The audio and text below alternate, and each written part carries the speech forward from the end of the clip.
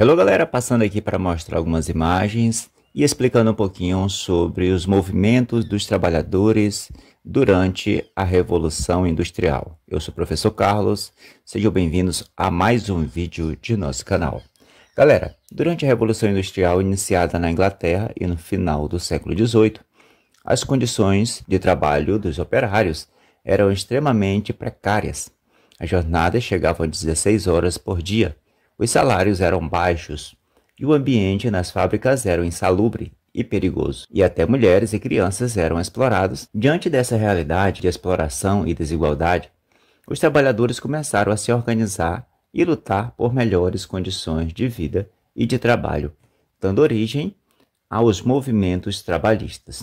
Vamos entender um pouquinho sobre esses movimentos. Bem, vários movimentos ocorreram durante a primeira e também a segunda Revolução Industrial, principalmente durante o século XIX. Bem, um dos primeiros movimentos dos trabalhadores foi chamado de ludismo, que foi um dos primeiros movimentos surgido no início do século XIX, em que os operários destruíram as máquinas das fábricas, pois acreditavam que elas eram responsáveis pelo desemprego e também pela miséria. Outro movimento foi o cartismo, que ocorreu na Inglaterra entre 1838 e 1848. Foi um movimento político e social que buscava direitos civis e políticos, como o voto universal masculino e melhores condições de trabalho, por meio de uma carta ao parlamento, chamada também de Carta do Povo, certo? Mais tarde, surgiram outros movimentos.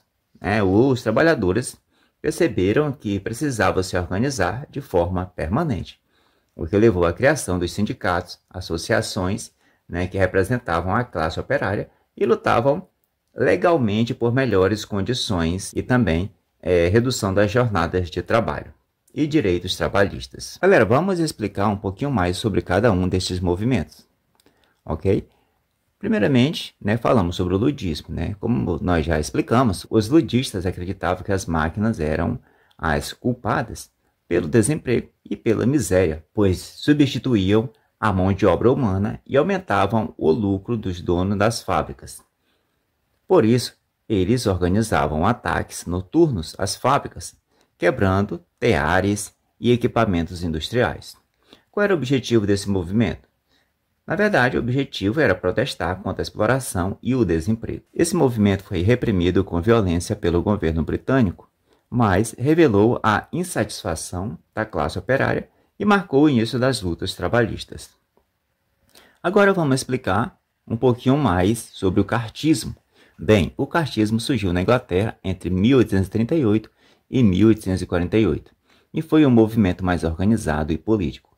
Os trabalhadores passaram a perceber que as simples destruições das máquinas não resolviam seus problemas. Era preciso mudar as leis. Bom, eles elaboraram um documento chamado de Carta do Povo, com 6 reivindicações principais, ok? Sufrágio universal masculino, que é o direito de voto, para todos os homens, voto secreto, igualdade de representação no parlamento, ou seja, queriam cadeiras no parlamento, ok?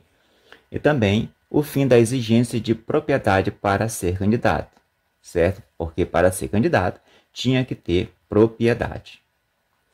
Pagamento de salário aos parlamentares e também eleições anuais.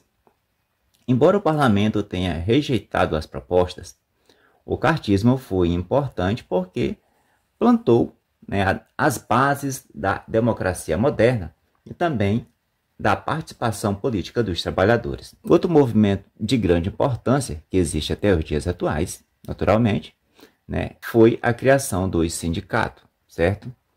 Então, após o fracasso dos movimentos anteriores, os trabalhadores perceberam que a forma mais eficaz de luta era a união organizada.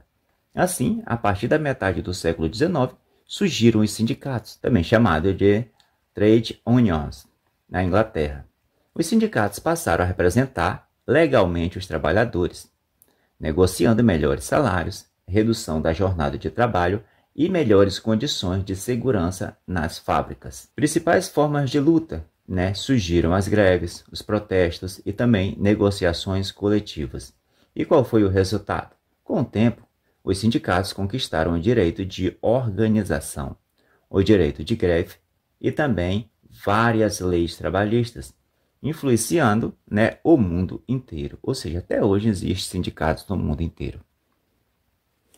Conclusão: o movimento ludista, cartista e também os sindicatos representam etapas diferentes da consciência de classe dos trabalhadores durante a Revolução Industrial.